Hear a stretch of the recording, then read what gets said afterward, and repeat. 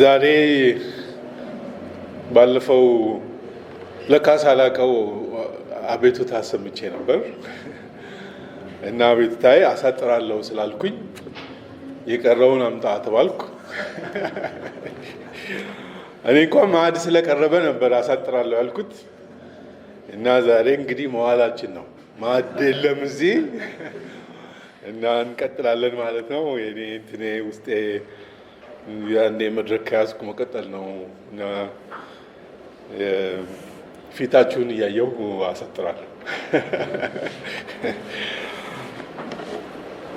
ባለፈው ሳምንት 12ኛው ምዕራፍ የአንደኛ ቆሮንቶስ መልእክት ላይ አንዲት ጥቅስ ብቻ ይዤ ባልተለመደ በተለይ እዚህ በቤዛ ጉባኤ ባልተለመደ አንዷን ጥቅስ ብቻ አንጠልጥዬ የቆሮንቶስን ታሪክ መነሻ የሚሆኑ ሀሳቦችን ሁሉ የምችለውን ያህል እያነሳሁ አንዳንድ ታሪክም አንዳንድ ስለ ሕግም ስለ ክስም ክስ አቀራረብም አግባብ የሆነ ክስም አግባብ ያልሆነ ክስም እያነሳሁ በኋላ ላይ ግን ለመሄድ የሞከርነው መንፈሳዊ ሰው ማለት የእግዚአብሔር ጸጋ ያለው ሰው ነው። መንፈሳዊ ሰው ማለት እግዚአብሔር ጸጋን የሰጠውና በዛ ጸጋ ደግሞ እርስ በርስ ማገልገል የቻለ ሰው ነው። መንፈሳዊ ሰው ማለት ለሌላውን ሰው ማገልገል የሚችል ስለሆነ የቤተ ክርስቲያን የጸጋ አገልግሎት የመዳን ጸጋን እንዳገኘን የአገልግሎት ጸጋ ደግሞ የሚያያይዝ እንደተሰጠን ጸጋ አንድ ላይ የምንቆም ብዬ ምንም አንዱንም የጸጋ ስጦታ ሳላነሳ ነው ዝም ብዬ ያለፍኩት። ዛሬም እሱን ሁሉ ተሻግሬ ያው ስለምታውቁትም በአንዳንድ በኩልም ደግሞ ሁሉን መጽሐፍ ቅዱስ ክፍል ብናነሳ እንወዳለን፣ ግን ያን ሁሉ ለማንሳት ጊዜ የለም። አንዳንዴም ደግሞ የሚናገረውም ሰው አቅም የለውም። አሁን እኔ ያን ሁሉ እያነሳሁ ለማስረዳት አቅም የለኝም። ዛሬ 15ኛው ምዕራፍ ላይ 15ኛው ምዕራፍ ላይ ሐዋርያው ጳውሎስ ከሐዋርያቱ ሁሉ አላንስም ብሎ ክርክር የሚያቀርብ ሰው ነው። በምን አንሳለሁ ብሎ ይከራከራል። እዚህ ዛሬ የምናይበት ክፍልና ባለፈው ሳምንትም የጌታን ራስ ስንወስድ ባየነው ክፍል ላይ ግን የተቀበልኩትን እናንተን ደግሞ አሳልፌ ነገርኳችሁ ነው የሚለው። ከኔ አይደለም እኔ ተቀብዬ ነው ደግሞም ለእናንተ አስተላልፋለሁ ይላል። የተቀበለውን ደግሞም የሚያስተላልፈውን ያንን ነገር ከልቡ እንዳላፈለቀው ከሕግ ትምህርቱም ያልመጣ ከይሁዲነቱ ያልመጣ ከፈሪሳዊነቱ ያልመጣ ደግሞም የግሪኮችንም እውቀት በመጠኑ ስላለው በትምህርት ብዛት የተገኘ አለመሆኑን እያስረዳ ይናገራል። ወንድሞች ሆይ የሰበኩላችሁም ደግሞም የተቀበላችሁትን በእርሱም ደግሞ የቆማችሁትን በእርሱም ደግሞ የምትድኑበትን ወንጌል አሳስባችኋለሁ። በከንቱ ካላመናችሁ በቀር ብታስቡት በምን ቃል እንደሰበኩላችሁ አሳስባችኋለሁ ይላል። ቁጥር 1 እና 2 15ኛው ፍራ የተቆረጠችዋን ክፍል ብቻ ቁጥር 2 ላለችውን ስታስቡ ወቀሳ ይመስላል። በከንቱ ካላመናችሁ በቀር የሚለው ወቀሳ ነው የሚመስለው። ፈጽሞ ወቀሳ አይደለም። ልክ ነው፣ ውስጡ ወቀሳ አለበት፣ ግን ሲወቅስ ሊያነቃቃ ብሎ ነው። እናንተ በከንቱ እንዳላመናችሁ አውቄ ነው የምነግራችሁ። እናንተ ከንቱ እንዳልሆነ ወንጌል የሚለው ሐሳብ የተቀበልነው የወንጌል ሐሳብ ከንቱ እንዳልሆነ አውቃችኋል ብዬ ነው እምጽፍላችሁ የሚል ነው። በእኔ አማርኛ ከንቱ አለቃ ኪዳነ ወልድ ክፍሌ እንዳሉት አማርኛ የሚችሉ ሰው ቧልት ማለት ነው። ከንቱ ቀልድ ማለት ነው። ከንቱ አሁን ተነግሮ የሚረሳ ማለት ነው። ከንቱ ቢተከል የማይበቅል ሕይወት የሚሆን ነገር ውስጡ የሌለው ማለት ነው። ከንቱ የማይረባ፣ የማይባዛ፣ የማይጠቅም የምናወራው ስለ ወንጌል ነው የምናወራው። ስለ የምስራች ነው የምናወራው። ስለ ብስራት ስለሚነገር መነገር ስለሚገባው ትልቅ ጉዳይ ነው የምናወራው። ሐዋርያው ጳውሎስ የጻፈው እኛም ዛሬ እኔም ወደ እናንተ ዚያውን ለማስታወስ የመጣሁት እግዚአብሔር በምድር ላይ የሚተከል የሚበቅል የሚያብብ ምድርን ሁሉ የሚሸፍን ስራ ስለጀመረ የሚነጋገሩበት ጉዳይ እኛም መነጋገር ያለብን ጉዳይ ስለ ወንጌል ካልን የሚሄድ የሚሰፋ የሚበዛ ነው፣ የሚያፈራ ነው። በከንቱ አይደለም፣ በከንቱ አይደለም። በከንቱ የሚሆነው ለቆሮንቶስ ሰዎች ውድድር ላይ ስለነበሩ ነው። የቆሮንቶስ ሰዎች ውድድር ያውቃሉ። እኔ የቆሮንቶስን ታሪክ ያነበብኩት ዛሬ 30 ምናምን ዓመት ነው እና በዛን ጊዜ the Corinthian catastrophe የሚል መጽሐፍ ነበር። ካታስትሮፍ ማለት መውደቅ ብቻ አይደለም፣ አወዳደቁ ክፉ ሲሆን ነው። የቆሮንቶስ አወዳደቅ በዛ መጽሐፍ ማስረጃ በዛን ጊዜ ስናነበው የቆሮንቶስ ቤተክርስቲያን ያሉ ሰዎች ወደቁ፣ አስተሳሰባቸው ተበላሸ ብቻ ሳይሆን አወዳደቁ ክፉ ነው፣ ካታስትሮፊክ ነው። እንደዛ መሆኑን እንድታስቡ ብዬ አይደለም። ምክንያቱም የቆሮንቶስ ሰዎች ላይ ሐዋርያው ጳውሎስም ክርስቶስ ኢየሱስም እግዚአብሔርም በእነሱ ላይ ተስፋ አልቆረጠም። የተደረገው በቆሮንቶስ መካከል ያለው አንዳንድ ፍርስራሽ ግን እንደዛ የሚያስብል ነው። ይወዳደራሉ። በምን እንደሚወዳደሩ አውቃችኋል አይደለም? ሐዋርያ ጳውሎስ ጋር የምስራች አይደለም የሄደው። ያስተማርካቸው የቆሮንቶስ ሰዎች አጵሎስ ከመጣ በኋላ ሐዋርያውን እንከተል ወይስ አጵሎስን እንከተል እያሉ እርስ በርሳቸው ውዝግብ ላይ ናቸው። ይህም ብቻ አይደለም። ቆሮንቶስ ሰዎች በሀገራቸው በልምድ አዲስ ከተማ ስለሆነች ከአቴንስ ጋር ሲወዳደር ነው። አቴንስ ጥንታዊ ከተማ ነው። ቆሮንቶስ ግን አዲስ ከተማ ነው እና እንደ አዲስ አበባ አሁን ትላልቅ አደባባዮች ተሰርተው አደባባዮቹ ላይ የትኛው ጋር ማን ህንፃ ይሰራል፣ የትኛው መንገድ ይሆናል የሚለው የቆሮንቶስ ከተማ ሐውልት አቀማመጡ ሁሉ በሽሚያ ነው የተሰራው እና አይሁዶችም ደህና ቦታ ይዘዋል፣ የጣዖት አምላኪዎችም ቦታ ይዘዋል። አሁን አዲስ የመጣው ሐዋርያው ጊዜ የመጣውን ግን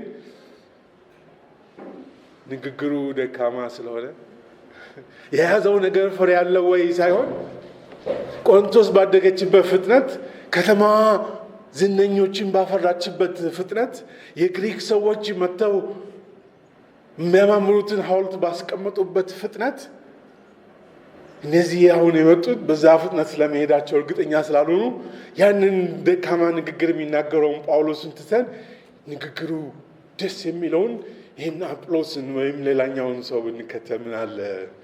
ውድድር ላይ ናቸው።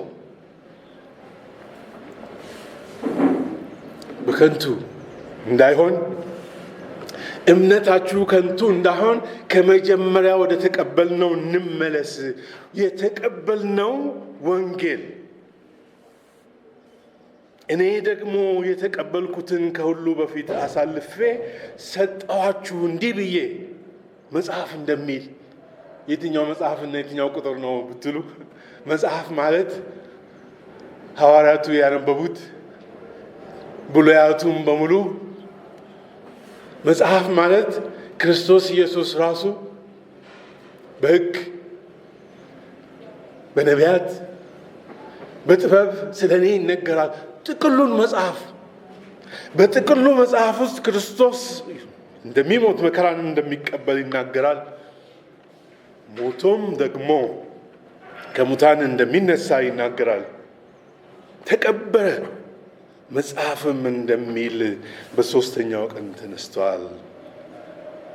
ይህም ብቻ አይደለም። ንግግር ብልጫ ለሚወዱ ለቆሮንቶስ ሰዎች ስለ ንግግር ብቻ አይደለም፣ ስለሆነ ነገር ነው፣ ስለተደረገ ነገር ነው፣ እግዚአብሔር ስለሰራው ነገር ነው። ክርክር ስለሌለበት የእግዚአብሔር ስራ ነው። ሞተ፣ ተቀበረ፣ ተነሳ። በልቦና የተቀረጸ የግሪክ አስተሳሰብ አይደለም። በልቦና የተቀረጸ መስህብነት ያለው የንግግር ዘዴው ያማረ ሀሳብ አይደለም የሚነጋገሩት። በእውነት ሞቶ ስለተነሳ ነው።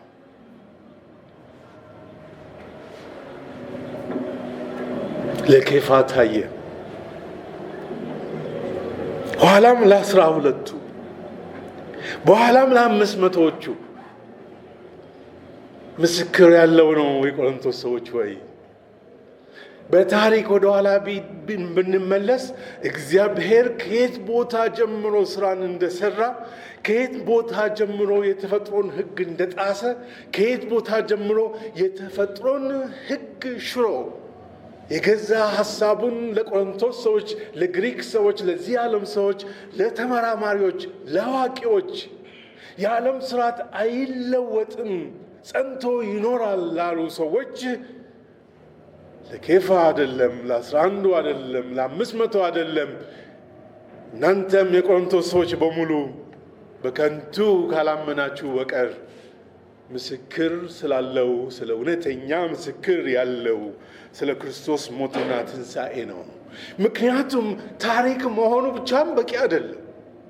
በታሪክ እውነት መሆኑ ብቻ አይደለም። በታሪክ እውነት ደግሞ ከሆነ ከዛስ ማለት ያስፈልጋል። አንድ ነገር በታሪክ እርግጠኛ ነው ሆኗል ከተባለ በኋላ እና ምን ይሆን? እሺ ተደርጓል እና ከሙታን ተነሳ፣ ምን እናርግ ታዲያ? እኛ ሁላችን አምነናል። የትንሣኤን በዓል እናከብራለን። ቀላል ሰዎች አይደለንም እኮ እኛ። በዓል አለን እኛ። የትንሣኤ በዓል እናከብራለን። በቃ ጨረስን፣ ይበቃል።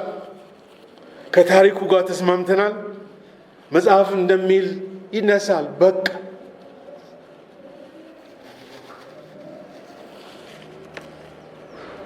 ሐዋርያው ጳውሎስ እኔ ከሐዋርያት ሁሉ ማንስ ነኝ ካለ በኋላ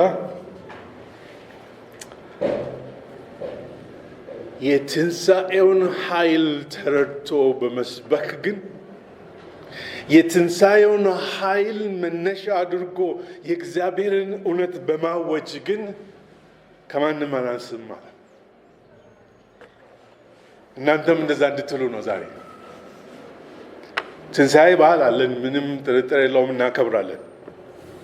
ጉዳዩ ግን ስለ ትንሣኤ ከክርስቶስ ጋር በሦስተኛው ቀን ተነስቷል አልተነሳም የሚለው ክርክር አይደለም።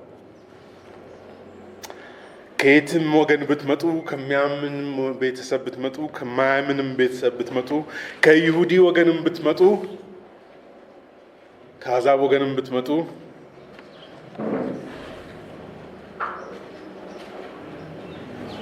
እንደ ቆሮንቶስ በአማረች ከተማ፣ በአዲስ ከተማ፣ በአዲስ የተቀየሰች የግሪክ ከተማ ቦታ ለመያዝ ቦታ እየተመራን ህንፃ እየሰራን ተገቢ ነውና መኖር ስላለብን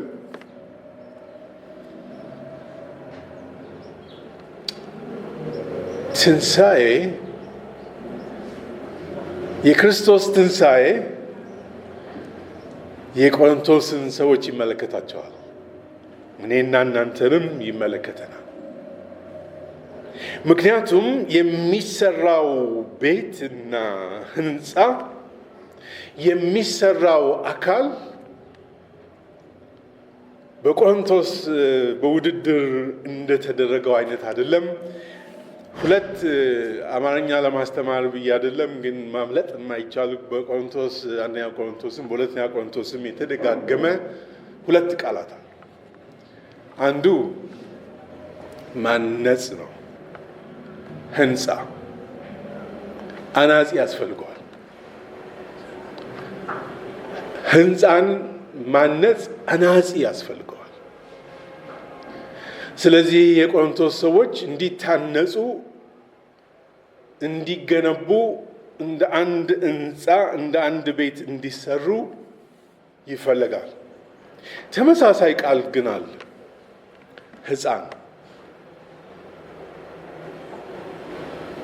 ሕፃን ደግሞ ወተት መጋት አለበት፣ ማደግ አለበት፣ መብሰል አለበት፣ በራሱ መቆም አለበት።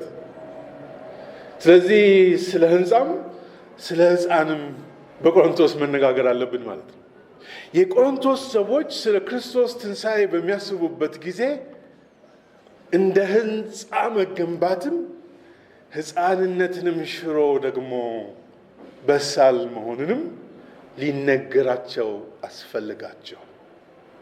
እናንተ እርስ በርሳችሁ እገሌን እና እገሌን የምትሉ ከሆናችሁ የሚያጎርስ ሁሉ የሚያበላ ሆድ የሚያሞላ ወይም የሚያሳድግ መስሎ ከታያችሁ ገና ሕፃን ናችሁ ማለት ነው። ገና ወተት እንደሚጋቱ ሰዎች ላናግራችሁ ግድ ሆነብኝ ይላቸዋል። ወተት ከመጋት እንዲወጡ እንዲያውም ስለ ጸጋም ጉዳይ ደግሞ ሲነጋገሩ 14ኛው ምዕራፍ ላይ እንደ ሕፃን አታስቡ እንጂ እንደ በሰሉ ሰዎች ሁኑ። በመጽሐፍ የሚለውን በኢሳያስ የተነገረውን ለዚህ ሕዝብ እናገራለሁ እግዚአብሔር ያለውን ልብ አትሉም ወይ? ጸጋው እኮ የተሰጠው የማያምኑትን በተለይም እምነትን እምቢ ያሉትን ለማሳፈር ጭምር ነው። በቤተ ክርስቲያን የተሰጠው ጸጋ ተስፋው፣ ትውልዱ፣ እውቀቱ፣ ሕጉ አለን ብቻ ብሎ የቆሙትን ለማሳፈር ነው። እግዚአብሔር ጸጋን ጨምሮ በጸጋ ቆሞ የእግዚአብሔርን ክብር እንዲያመጡ አሕዛብን ጭምር ያመጣበት የጸጋ ስጦታ የተሰጠው ከደካማ አስተሳሰብ ለመውጣት ከሕፃንነት ሁልጊዜ ከመመገብ መውጣት እንዲቻል ነው። ይህም ብቻ አይደለም። በአንድ በኩል ደግሞ ይህም በዚህ በኩል ይህም በዚህ በኩል እያሉ ከሚጣሉ ለቆሮንቶስ ሰዎች በአንድ አካል ላይ ብዙ ብልቶች እንዳሉ የብልቶቹም ሁሉ ስራ አንድ እንዳይደለ ለእያንዳንዱ የእግዚአብሔር መንፈስ ልዩ ልዩን ጸጋ ሰጥቶ ሁሉንም በአንድ አካል ላይ አድርጓል ስላለ አንድ ሕንፃ ላይ ማነጽ ነው።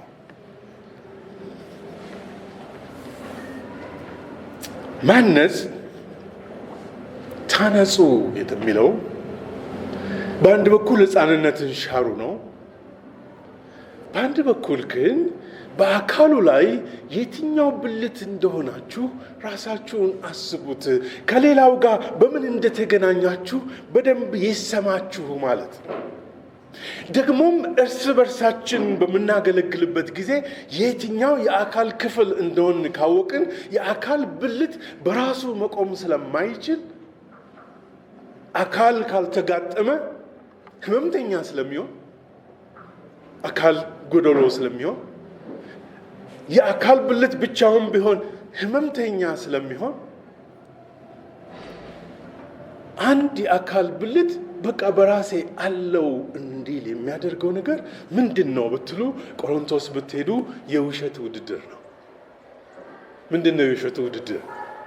ፍሬ የሌለውን ጥሩ ስብከት ሰባኪዎችን፣ ጥሩ ንግግር ቻዮችን፣ ኃይለኞቹን፣ አማልክት አለን የሚሉትን፣ መቅደስ አለን የሚሉትን፣ ኃያላን ነን የሚሉትን ከንቱ የተባለውን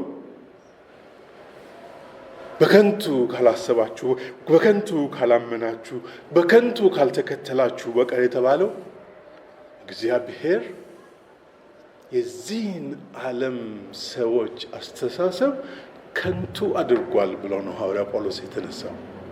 የአዋቂዎችን፣ የቆሮንቶስ ሰዎችን ሐሳብ። ስለዚህ ወደ ኋላ የሚጎትት አካል ብቻውን ቢቆም ወይም ቢከፈል ሕመም የማይሰማው ለምንድን ነው ብትሉ ውድድር ስላለ ነው። በቆሮንቶስ እንበልጣለን፣ እንኖራለን። ደግሞም ይበል ከፍ ያለው ችግራቸው በዚህ ዓለም መልካም ኑሮውን ብንኖር ይበቃል የሚል ስለ መጪው ዓለም የዘነጋ ስለ ሙታን ትንሣኤን የዘነጋ እንዲያውም ክርስቶስ ኢየሱስ ከሙታን በተነሳ ጊዜ ሌሎቹን ሁሉ አብረውት እንዲነሱ እሱ ቀድሞ ከሙታን በመነሳቱ እያንዳንዱ እርሱን የሚከተል ሰው ሁሉ ከሞት ወደ ሕይወት በትንሣኤ እንደሚነሳ ክርስቶስ ከፊት እንደሆነ፣ ስለዚህ በቆሮንቶስ ያማረን ኑሮ የዚህን ዓለም ኑሮ መኖር ጉዳይ ሳይሆን በቆሮንቶስ የዚህን ዓለም ኑሮ ሲኖሩ ለዚህ ዓለም ሰው ምልክት እንዲሆኑ፣ ለዚህ ዓለም ሰው የምስራች እንዲነግሩ፣ ለዚህ ዓለም ሰው ወንጌል እንዲነግሩ፣ ለዚህ ዓለም ሰው ብስራት እንዲሆኑ የተሰየሙ ሰዎች አዙረው እነሱ ስለ ሙታን ቸል ሊሉ አይችሉም። ለቤዛ ሰዎች ግን በዓል ስለምታከብሩ ትንሣኤ በዓል ስላለ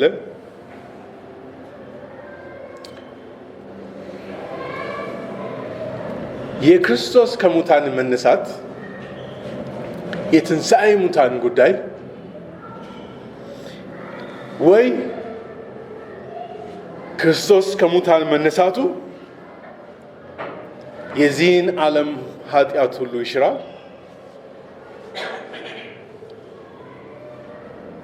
ወይም ደግሞ እንደ ማንኛውም ሰው ሞቷል። የሙታን ትንሣኤ ምንም አይደል፣ በዓሉን ብቻ እያከበርን እንኖራለን። ሆኗል ባለፈው ብለን 2000 ዓመት ሆኖታልና። አይ አላለፈን ካልን ግን ሁለት አማራጭ አለን። አንዱ ክርስቶስ ኢየሱስ ከሙታን ስለተነሳ መነሳቱ ከሙታን ከሚነሱት ቀዳሚ ስለሆነ፣ ከሙታን ለሚነሱ ማስረጃ እሱ የመጀመሪያ ስለሆነ፣ እሱን የሚከተሉ ሁሉ ከሙታን እንደሚነሱ ማስረጃው እጃችን ላይ ስለሆነ እኛም ከእርሱ ጋር ከሙታን እንነሳለን የሚል ብንሞት ሕያዋን እንሆናለን የሚል ከክርስቶስ ጋር ብንሞት በሕይወት እንቆማለን ብንል ከክርስቶስ ጋር መከራን ብንቀበል ደግሞም በክብር ከእርሱ ጋር እንሆናለን የሚል የወደፊት ተስፋ ይሰጣል። ብቻውን ግን አይደል። ብቻውን ወደፊት ይሆናል ብቻ ግን አይሆንም። ምክንያቱም እሱም አንድ ነገር ነው። እኔም ራሴ ከክርስቶስ ጋር መከራን ተቀብዬ ቆማለሁ፣ እነሳለሁ፣ በእግዚአብሔር ክብር ሆናለሁ ብሎ ለመናገር ክርስቶስ ኢየሱስ የሞተውን ሞትና እሱ የተነሳውን ትንሣኤ ቁጥር 20 ላይ ነው እንግዲህ ይሄኛው ያለው። ኢየሱስ ክርስቶስ ላንቀላፉት በኩራት ሆኖ የመጀመሪያ ሆኖ ከሙታን ተነስቷል ስለሚል የተረጋገጠ ነው። አንዱ ማረጋገጣችን ከክርስቶስ ጋር ከሙታን እንነሳለን። ይሄ ግን በቂ አይደለም። ለቆሮንቶስ ሰዎች የተነገራቸው ይሄ በቂ አይደለም። በመበስበስ ስጋና ደም የእግዚአብሔርን መንግሥት ስለማይወርስ ስጋና ደም መወለድ፣ ሕፃን መታነጽ፣ ማደግ፣ መልሶም ደግሞ መበስበስ አለው። ስለዚህ ቅድም ያነሳነው ሕፃንነት ማደግ እንኳን ቢኖረው በአካል ደግሞ መሞትና መበስበስ አለው። ስለ ሙታን ትንሣኤ ለሚያስብ ሰው ግን በእግዚአብሔር መንፈስ ከሞት ስራ ሙት የሆነውን በህይወት መለወጣለሁ። ሙት የሆነውን ሙት ማለት የሚበሰብስ ማለት ነው። ሙት የሆነውን ወደ ህይወት የሚያመጣ ከሆነ ገና ወደፊት ሳይሆን ክርስቶስ ከሙታን በተነሳ ጊዜ ክርስቶስን ከሙታን ያስነሳው መንፈስ በክርስቶስ በሚታመኑት ውስጥ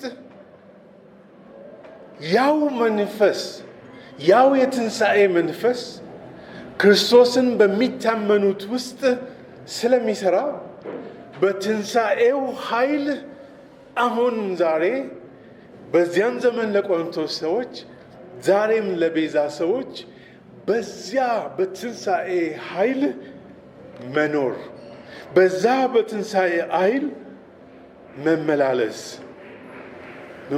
የሚለው በጣም ግልጽ መሆኑን አንዳንዴ ስለምጠራጠር ትንሽ ልሞክር ይፈቀድልኝ።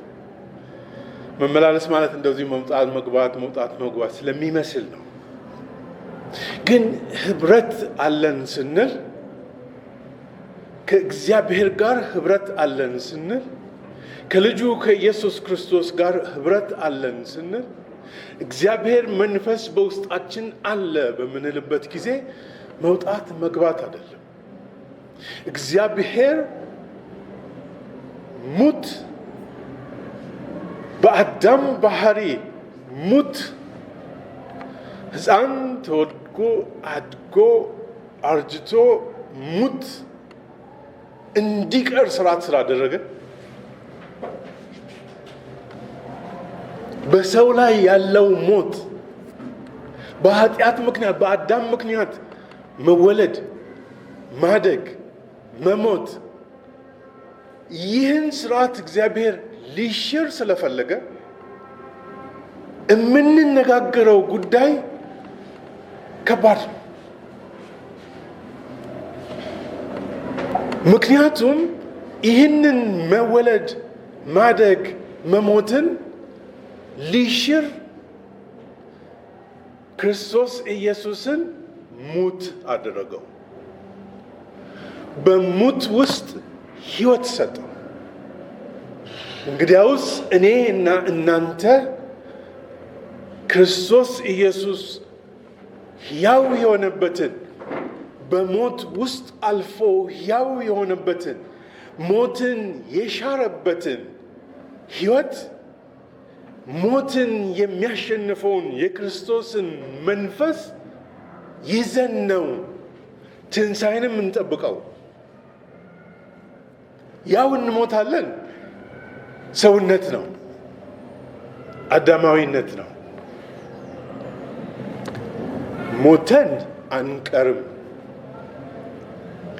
ህይወት አለን ካልን ግን አዳማዊነት አይደለም። አዳም በኃጢአት ሞቷል።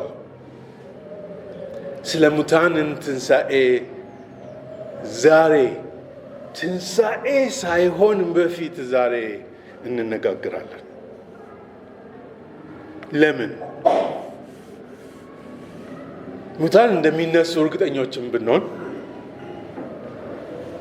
ክርስቶስ ኢየሱስ በኩራት ሆኖ ሲነሳ ሞት በሰው በኩል ስለመጣ ትንሣኤ ሙታንም በክርስቶስ ስለመጣ ሁሉ በአዳም ቢሞቱም ሁሉ በክርስቶስ ሕያዋን ይሆናሉ በየተራው።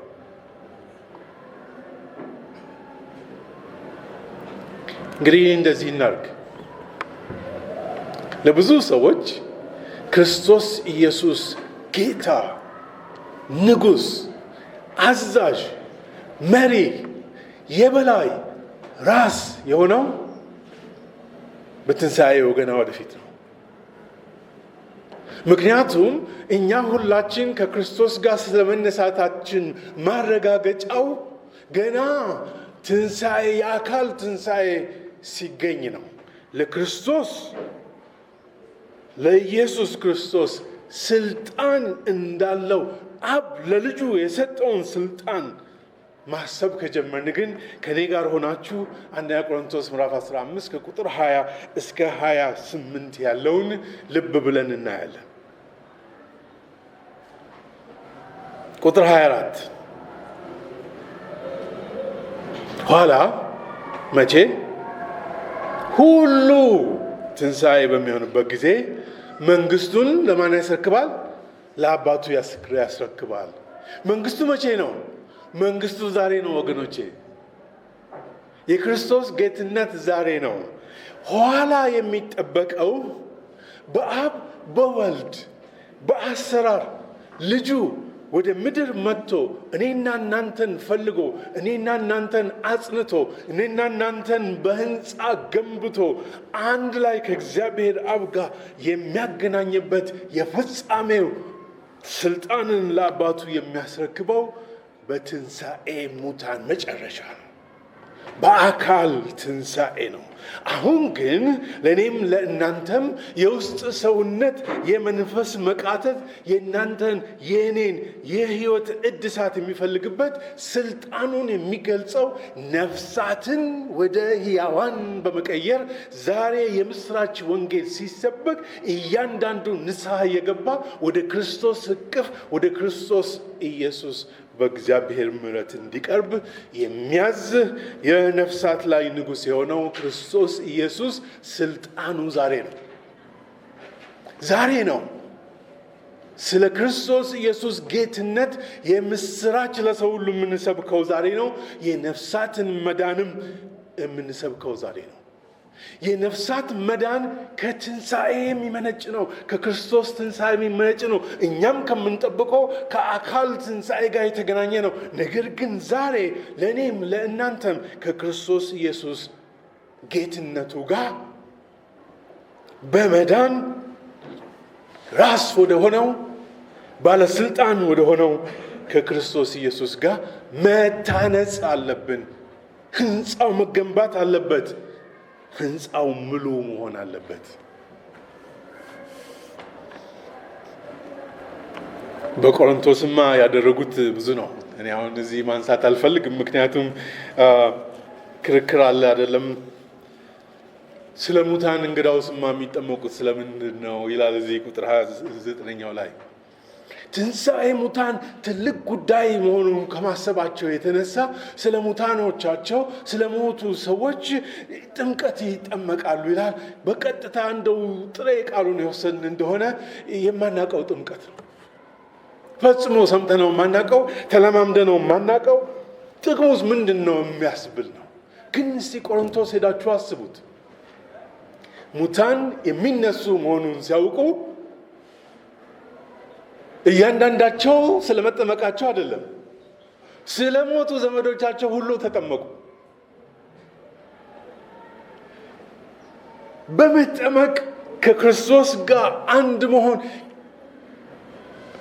ስለ ውሃ ጥምቀት ልተው፣ ሌላም ጥምቀት ስላለ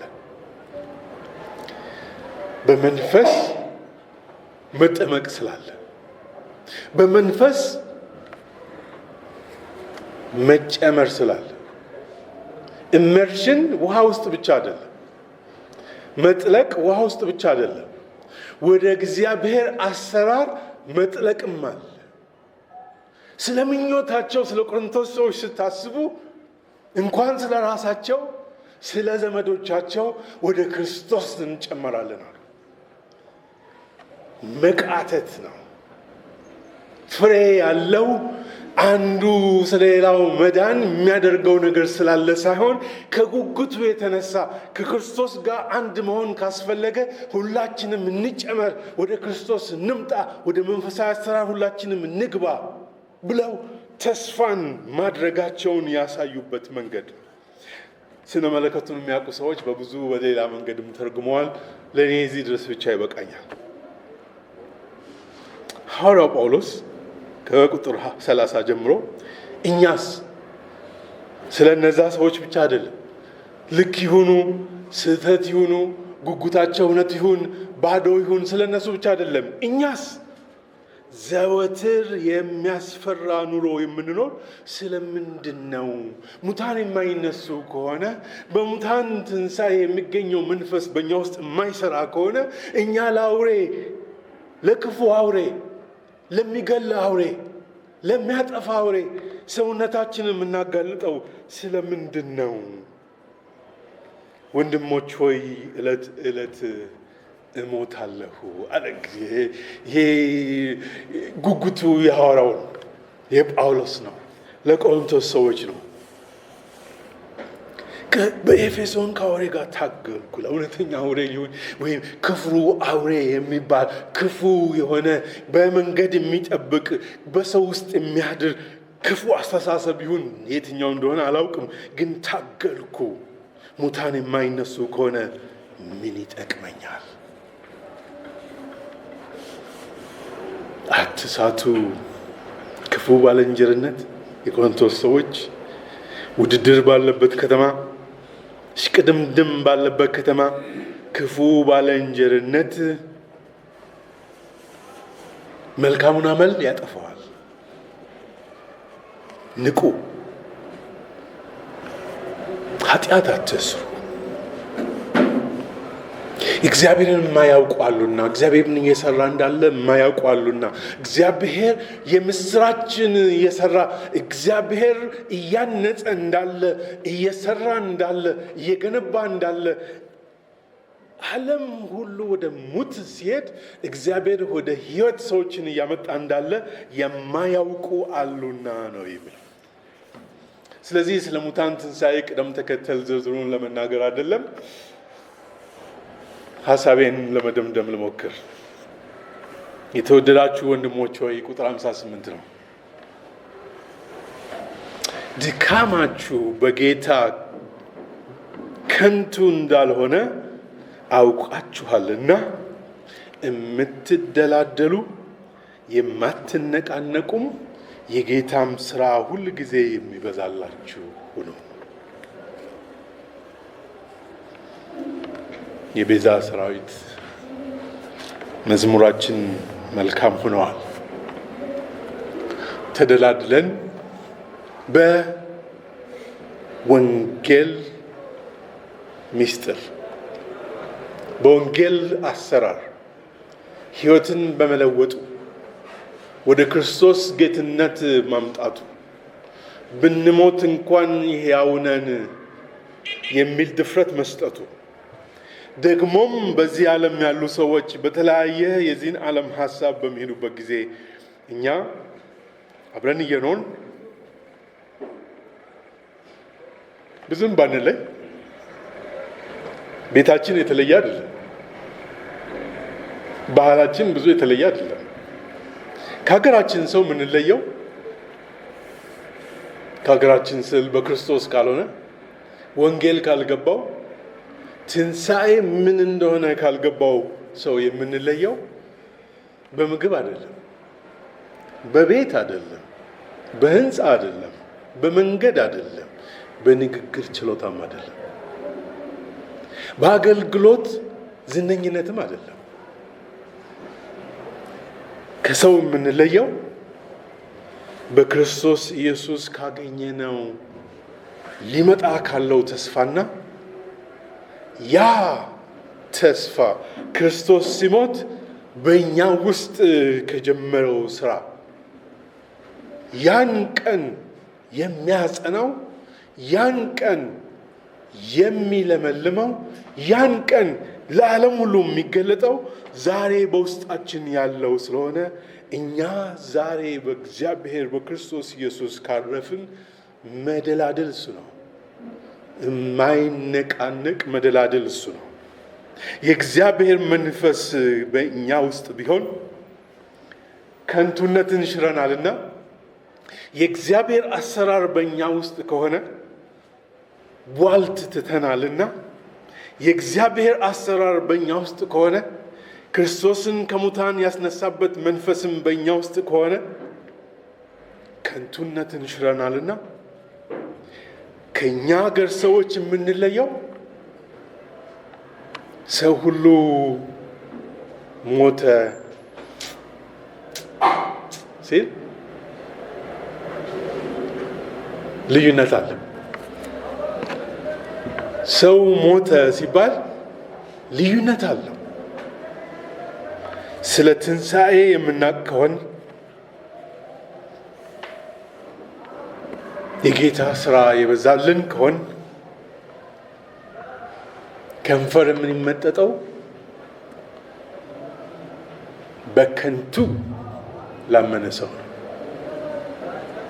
ለማይረባ ጣዖት፣ ለማይረባ ትልቅ ህንፃ፣ ለማይረባ ከንቱ ንግግር፣ ፍሬ የሌለው የምስራች ወንጌል ያልያዘ የክርስቶስን ሞትና ትንሣኤ ገልጦ የማይናገር ክርስቶስን ከሙታን በመነሳቱ በሰው ውስጥ የሚሰራውን መንፈስ የማያካፍል ትምህርትን የሚያስተምር ሰው ለሱ ማለት አለብን። አሳዛኝ ነው፣ ከንቱ ነው። ለዛሬ ይታያል፣ ነገ ይጠፋል። ለዛሬ ይከበራል፣ ነገ ይዋረዳል። የክርስቶስ ኢየሱስ የሙታን ትንሣኤ ግን በእርግጥ የሆነ ብቻ ሳይሆን በእርግጥ ዛሬ የሚሰራ ነው። በእርግጥ ዛሬ የሚያቆም ነው። በእርግጥ ዛሬ ውርደት ቢኖረው እንኳ፣ ስጋት ቢኖረው እንኳ፣ ንቀት ቢኖረው እንኳ ክርስቶስ ኢየሱስ በሚገለጥበት ጊዜ በድፍረት የሚያቆም ነው። ሁልጊዜ የማትነቃነቁ የጌታ ስራ ሁልጊዜ ይበዛላችሁ ሁኑ። ስለዚህ ሕፃንን ወይም ሕንፃን ዛሬ እንዳትረሱ። ሕፃንነት ለጊዜው ተፈቅዷል።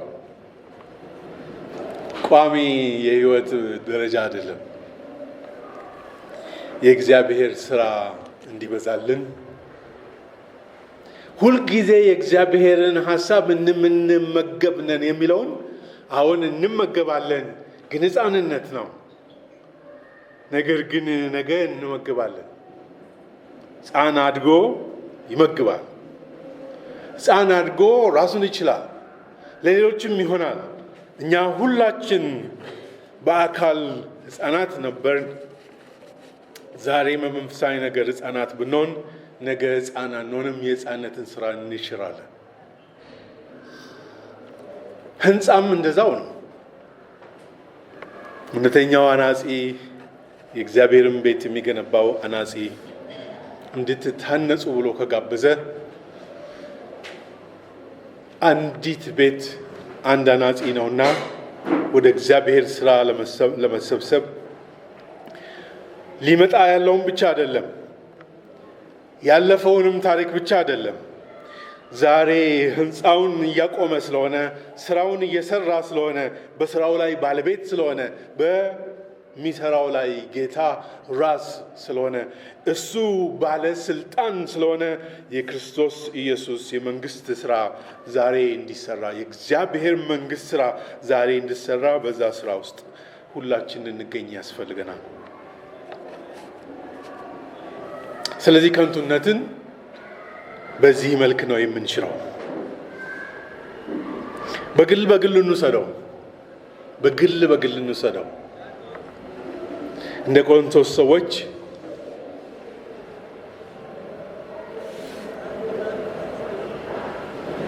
ኑሮ ካማረን መኖር የተፈቀደ ነው፣ አዳማዊ ስለሆነ። መልካም ኑሮ መኖር አዳማዊ ነው፣ የተፈቀደ ነው። ነገር ግን አዲስ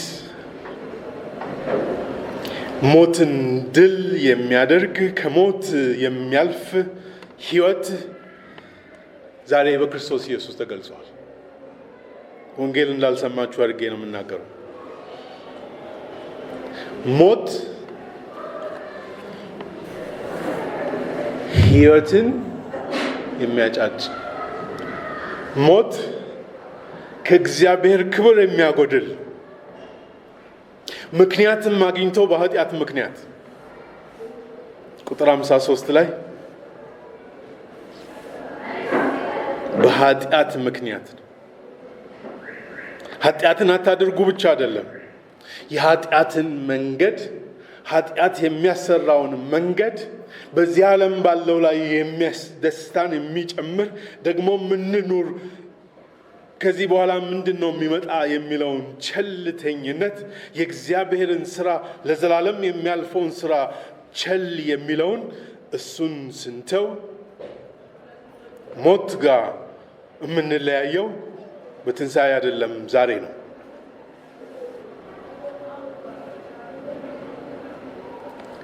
የኃጢአትን ኃይል በክርስቶስ ኢየሱስ የምንሽረው እኛ አቅም ስላለን አይደል። ከንቱነትን ሽሮ እግዚአብሔር በክርስቶስ ኢየሱስ ከሙታን ባስነሳው ኃይል ዛሬ ለኔ ለእናንተ መንፈሱን ስለሰጠን ነው። እንደዚህ እናርግ ወገኖች። የምናደርገውን ነገር ሁሉ ማንኛውም ጉዳይ የምንሰራው ስራ ሁሉ የምንኖረው ኑሮ ሁሉ ይህንን ከክርስቶስ ትንሣኤ የመነጨውን የእግዚአብሔርን መንፈስ አሰራር የማይገልጽ ቢሆን ከንቱ ነው። አሁን የምናገረው ከባድ ንግግር። ማናቸውም የምናደርጋቸው ነገሮች ሁሉ እግዚአብሔር ክርስቶስ ኢየሱስን ከሙታን ባስነሳው መንፈስ ተመርቶ የማይሰራ ከሆነ ከንቱ ነው። ክርስቶስ ቀድሞ እንደተነገረን ስለ ኃጢአታችን ሞተ፣ ደግሞም ተቀበረ፣ ደግሞም ተነሳ በሶስተኛው ቀን። 1 ሰው 11 ሰው 500 ሰው ብዙ ሰው አይቶታል። የማይጠረጠር ታሪካዊ ማስረጃ ነው። ይህ የማይጠረጠርም ታሪካዊ ማስረጃ ትርጉም የሚኖረው እኔ እናንተ ክርስቶስ ከሙታን ስለተነሳ በሱ በተነሳበት በዛ መንፈስ ክርስቶስ ኢየሱስን ባስነሳው በዛ መንፈስ ማናቸውንም የምናደርገውን ተግባራችን ካደረግን ብቻ ነው። ስለዚህ ከባድ ንግግር። ወንጌል ማለት እሱ ስለሆነ ወንጌል ማለት ሰዎችን ሁሉ ወደ እግዚአብሔር ስራ እግዚአብሔር በዚህ ምድር ወደሚሰራው ሞትን በሕይወት መሻር፣ ሙትን ሕያው ማድረግ፣ ደካማን ማበርታት፣ የጠፋውን ማግኘት፣ የተሳሳተውን መመለስ። እግዚአብሔር እየሰራ ያለው ስራ ይሄ ነው። የምስራች ወንጌል የምስራች ብስራት ይሄ ነው። ከዚህ ጋር የማይጋጠም ህይወት ካለን እንደ ቆሮንቶስ ሰዎች ከንቱነትን መሻር አለብን። እንጸልያለን።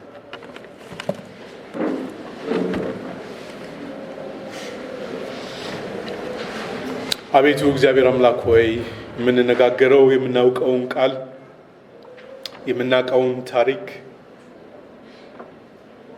ከዚህ በፊት የሰማነውን ከዚህ በፊት ያልሰማም ሰው እዚህ ጉባኤ ቢኖር እግዚአብሔር አምላክ ሆይ ይህ በቃልህ ያለ ተስፋ ነው። ይህ በቃልህ ያለ ዛሬ የሚያንጽ፣ ዛሬ የሚገነባ፣ ዛሬ የሚሰራ ነው። አቤቱ እግዚአብሔር አምላክ ሆይ ሕፃንነትን የምንሽርበት፣ ቃልህን የምንመገብበት፣ ለቃልህ የምንታዘዝበት፣ እንደ ቃልህም የምናገለግልበት ነው። አቤቱ እግዚአብሔር አምላክ ሆይ ለከንቱ ነገር እንዳንኖር፣ በከንቱ እንዳናምን ቸርነትህና ምሕረትህ በክርስቶስ ኢየሱስ ስለተገለጸ ለእኔም ለወገኖቼም ምሕረትን እንድታበዛ እለምንሃለሁ። እነሆ እንደ ቃልህ እግዚአብሔር አምላክ ሆይ ያ ልጅህን ኢየሱስ ክርስቶስ ከሙታን ያስነሳበት መንፈስ ለእኔ ለወገኖቼ ለሚያምኑ ሁሉ በአንተ ለሚታመኑ ሁሉ ከንቱን ነገር ሽረን ክብርን፣ ሕይወትን፣ ዘላለማዊነትን ምስጋናህን ማምጣት እንድንችል አቤቱ እግዚአብሔር አምላክ ሆይ ጸጋህን አብዛልን። ስለሰጠህን ጊዜ ስለተሰማው ቃልህም ተባረክ። በኢየሱስ ክርስቶስ ስም አሜን።